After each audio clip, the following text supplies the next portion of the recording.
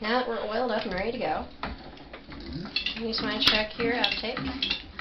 And that clicking you're hearing on my wheel is one of the pegs for the footman hitting against the wheel. That's something we've tried to avoid happening with the other wheels. But you want to check your uptake. And like I said, if it's too fast, go ahead and loosen your tension a little bit.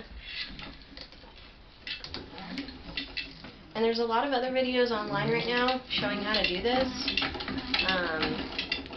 Some people may be a little bit easier to understand than me when it comes to this part. I highly encourage you to look up all sorts of videos and learn as much as you can from as many people as you can. Because one person may not have the same idea as somebody else. Okay. Now, I'm going to go ahead and prep. I usually give myself a nice big triangle to work with when I start to ply. And today, well, at least for this portion, we're going to do a chain ply, which I'm still becoming accustomed to. A lot of people are having difficulty with it, so I thought I'd learn. I'm not particularly fond of chain ply yarns, but it's a personal preference thing. I should probably show you how I did that again, for demonstration's sake. Okay, get it back out of there. What I did was I took the end of my single, I made a nice big loop, well, U shape, and then I went down to about maybe 1.5 inches, 2 inches from the end, and it's being slippery. Put it through, so it's got in there, and then I went ahead and tied it in a knot. And that's been pretty secure for me for doing chain ply. Some people may not prefer it, and that's okay. It's your own thing. Okay. So I go ahead and get some spin going on this.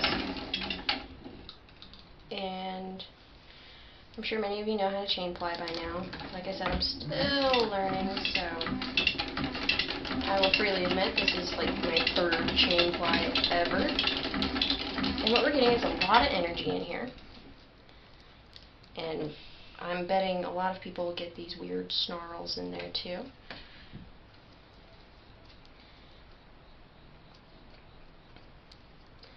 And what's happening is, more than likely, the ratio I'm using is either too much or I'm just treadling way too fast. So we treadle 1, 2, and it should wind on fairly well. Now if you've got a ton of energy in this, it's okay to just stop treadling, do your chain, and let it relax through. And then we treadle 2, stop, go ahead and chain through. You see it's super loose in here, but back in here, turn this so you can see it, it's got a lot of energy. So we treadle up in and stop. And that's if you're running on a higher speed than you should be or treadling too fast for the energy you're working with.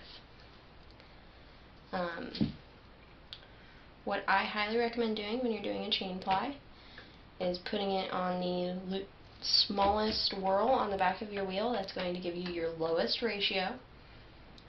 And testing that out and see what your speed is.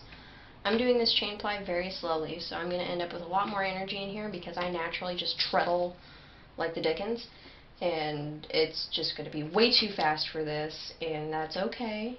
I just need to treadle 2, 3, and then do a couple of chains because that works better for me.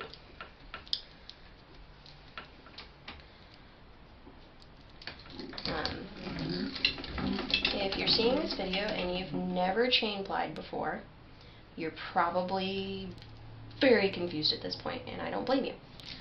Alright, what's happening is, you saw how I put it on, and starting is no different than any other loop on a chain ply. You've got your loop, you pull through, and a lot of people like to keep tension in here. I'm not a big fan of doing that. I like kind of doing it free form and letting it drop so that it comes together. And if you do it right, your little knots, like that one right there, should be hidden.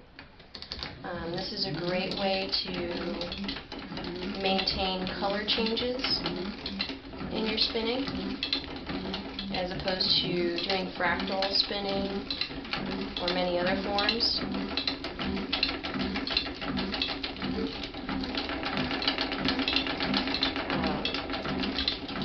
I'm speeding this up, and see, I'm getting a lot of energy in there, and it's because I'm trebling too fast, which is a common issue. And I'm just going to go ahead and let that uptake slowly and try not to put too much more energy in it.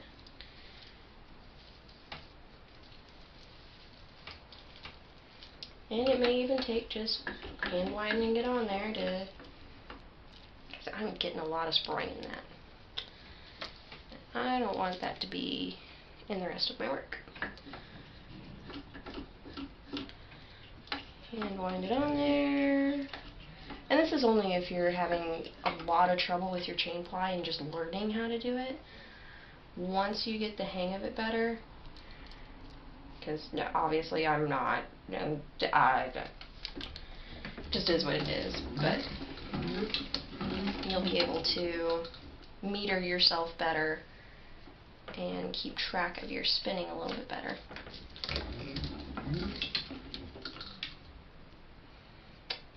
One of the problems I've heard happen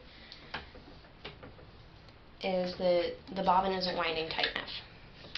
And I'm getting a looseness here, but I'm going to just chalk that up at the moment to maybe I just didn't hand wind it on there tight enough. So we're going to do a couple of little chains. Oh, I'm getting too springy again. See, I just over treadle when I chain ply. Now I'm not going to do the whole ball I've got, mainly because I think I spun it a year ago, and it's got so much energy. It's totally a beginner bit of yarn. The wool I'm working with is the same wool that would have come on your wheel when it was tested.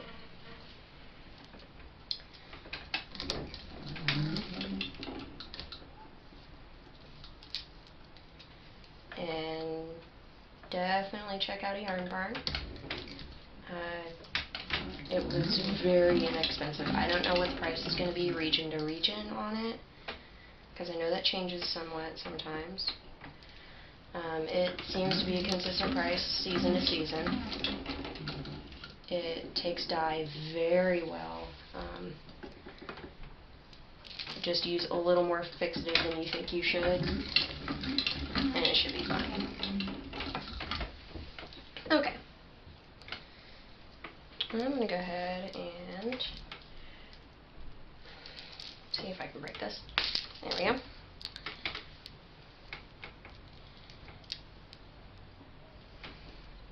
And go ahead and finish my chain. And I like at the end to do, get this wound up so you can see it a little bit better. I like to do a little chain at the end and do a couple of those itty bitty chain stitches like you would for crochet, and then pull my tail through and tighten. And I think that gives it a nice end that's not going to do funky things on you.